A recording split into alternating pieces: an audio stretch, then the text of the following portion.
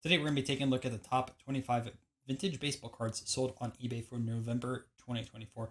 Prices in this video range from about $8,000 all the way through $43,000, and you're going to see a lot of Babe Ruth cards and also Jackie Robinson. There's going to be a few autographs sprinkled in and a few surprises you probably didn't expect on this list. So let's take a look at some sales. All right, let's take a look at some sales. What I define vintage is 1979 or earlier. No duplicate cards are allowed, but I do allow graded and raw cards. On the duplication side of things, we're going to see 257 mantles. One is going to be signed, one is not. So let's get going through it. And the first thing that we're going to cover, or first card, is a 1956 Red Sox team card. This is going to be a gray back. You can find these in gray as well as white backs. This card also features Ted Williams, best player on this card, and honestly one of the best players in general in the 40s and 50s. It's a pop one in a PSA 10, and this one sold for close to $8,000. The PSA 9 of this card sold for $1,231 at Mile High. Up next, we have a 1953 Bowman of Pee Wee Reese, Jackie Robinson's famous teammate. Also to mention, this is one of the most iconic images from the 50s on cardboard side of things. A lot of people love this card, and I want to say this is more popular than some of the other Pee Wee Reese cards from the 40s. And regardless, this one in 8.5, there's only 6 of them in this grade. This one sold for $7,900. To give you a breakdown of 8.5, it's such a weird grade because a PSA 8 will sell for $4,000 and a PSA 9 sells for $25,000. We have a Ted Williams, second time he's already been featured in the first 3 cards. The last player to hit 400 in a season. PSA 7 of this card sells between $3,000 and $4,000. And 9, it scales up to $32,000. This 8, an old label, sold for $8,281, and there's 11 that are graded higher. Jumping into the 22 spot, we have a 1949 Leaf Joe DiMaggio autograph. Also kind of a rival of Ted Williams back in the day, and his 56 game hitting streak won him the MVP over Ted Williams, which people dispute. But regardless, this 1.5 looks very nice for the grade. It sold for $83.60. If you jump up to a PSA 2 with an autograph, it's sold for $11,000 at Heritage in July. All right, our first of the 2 1957 mantles. This is an authentic autograph. Man, I hate the orientation of this auto. And the card itself is labeled as an authentic. It has pretty good eye appeal. The price fell in the range between like a PSA 2 and a PSA 4 with decent centering based off of the sales that I saw. This one sold for $8,500. In the 20th spot, we have a 1933 Lou Gehrig and a PSA 4 from the classic Gaudi set. This copy over here is sold for $8,600, with 5 selling between 12 and 14K and a 3 about $5,000. We're jumping to $9,000 now for a 1956 Topps Mickey Mantle. I assume this is a white back. I didn't take a look at the back on this card. They probably should put it on this slab.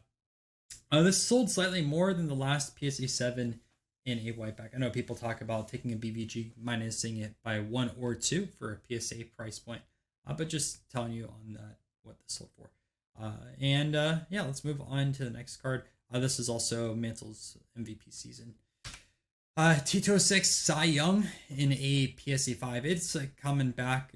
Eye appeal is pretty good on this one, and you can find it for about $5,000. In the 17th spot, we have a Mike Schmidt rookie card, easily one of the greatest third basemen of all time. There's only 5 PSA 10s out there, but there's 252 PSA 9s. An 8 is about $1,200. We have a 1910 Honus Wagner EUNC Candy, and there's a few different colors and like variants within this set. And there is a red that sold at Heritage for $9,600 in August. This blue sold for $10,000. Jumping into the 15th spot, we have a 1949 Bowman Jackie Robinson rookie card. And this actually sold cheap because PSA 7s, based off of comps I saw, typically sell between 13 and 20K. And this is also a new label. I know the centering is not the best on this, but this one a bit under comps. And what kind of surprised me is there's 138 that are graded higher. This sold for $10,600. Next, we have a 1952 Willie Mays. This one actually sold kind of well because fives typically do between 10 and 12,000. A PSA 4 sold for about $6,000. So the fact that this sold for 10.6, it commanded the five prices. Eye appeal wise, the centering is to be desired, but the corners look pretty good on this card. 1949 Leaf Jackie Robinson in a 3.5. Again, a card that kind of slipped by on Jackie because PSA 3 is about $12,000. A PSA 4 is about 15K. This sold for 10.6.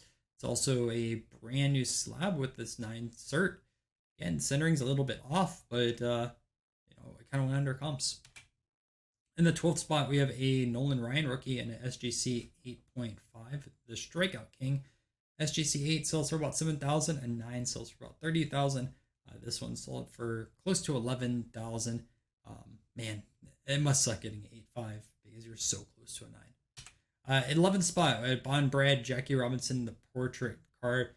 Extremely popular Jackie, and earlier than both his Leaf and Bowman. The PSA 1 on this typically sells for about $4,000, and SGC 3 sold for $7,000.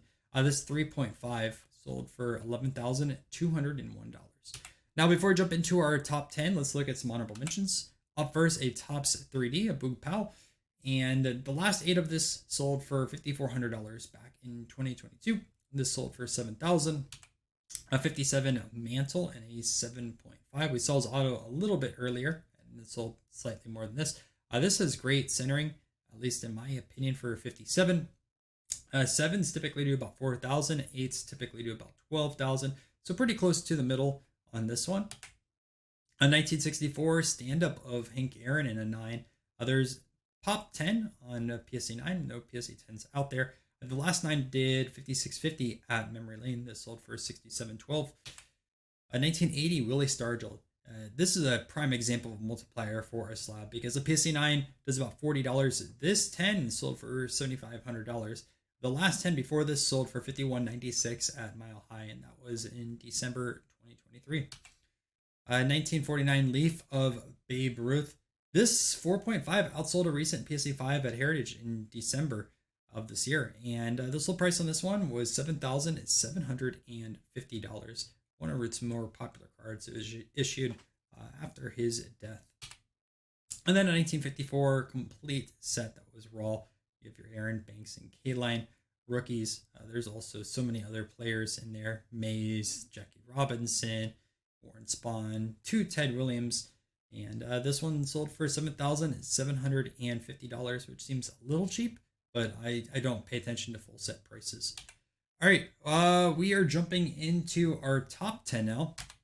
I'm starting off with a Pete Rose rookie and a PSA 8. There's 50 that are graded higher. The PSA 9 sells for $85,000. The PSA 7 sells for $4,000. This 8 sells for $12,200. In the 9th spot, we have a 1955 Clemente in SGC 7. I think the corners on this are pretty sharp. It does have that rough edge, so if you don't like rough edges, this is not the card for you. This falls in line with about the average price of a 7 sale. 8 goes for about $35,000, whereas a 6 sells for about $5,600.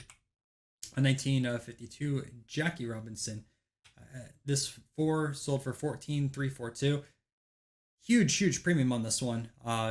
You can see SGC 4s typically sell for about $10,000. A 3 is $6,000, and this 4 sold for $14,342.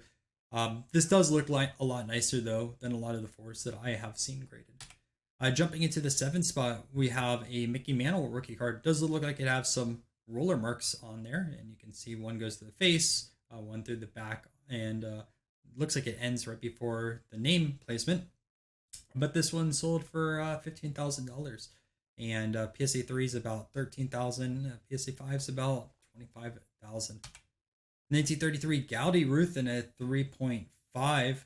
This one sold for $17,755. A 3 sells anywhere from 12 to 20K, and a 4 is 20 to 30K. So this is probably about right on comps. Jumping into the 5 spot, a card that I think we featured also last month, the Tip Top Red Hannes Wagner. Also, this card was featured in our recent REA auction recap. So if you don't check out those auction recaps, make sure to look at that because they sold a 5 for $186,000. Now, this is nowhere near a 5. It's an authentic, but it still sold for $18,500. 1954, Ernie Banks, Mr. Cub over here, sold for $19,000. A PSA 8 sells for about $22,000. And the last SGC 8.5, it sold for $14,750. I jump in the 3rd spot, another Gaudy Ruth, number 149 with the red background. This sold for $23,000. Last SGC 4 sale I saw was about $14,000. SGC 5 sells between $20,000 and $25,000. So someone paid up for it. Strong pay up, because if you look over here, there's significant corner damage, and then also down over here. I think this was actually an overgrade at a 4.5, but someone really liked this card. Another Babe Ruth, something that I like way better than his Gaudy, 32 US Caramel. Maybe a little biased because of the presidents, but regardless, this card was flipped. The same exact card with cert sold to Golden in October for $24,400, and this sold for about $30,000 on eBay. So a little bit nice flip for someone for barely holding that card. And just to give you price points, right? SGC 8 sold for $84,000 at REA in July. We probably covered that in our REA video. Jumping into our number 1 sale this month. Drum roll, please. 1959 Bob Gibson. You probably didn't predict that one. PSA 9. And there's 32 9s out there. This one sold for $43,000. And to give you some context, an 8 sells between $5,000 and $6,000. And there was a PSA 10 sale for $324. Hope you guys enjoyed this video. And if you want to check out last month's baseball episode, I'm going to put it on the screen right now. If you're new here, make sure to subscribe. And if you enjoy the content, maybe become a channel member. All right, I'll see you guys in another video.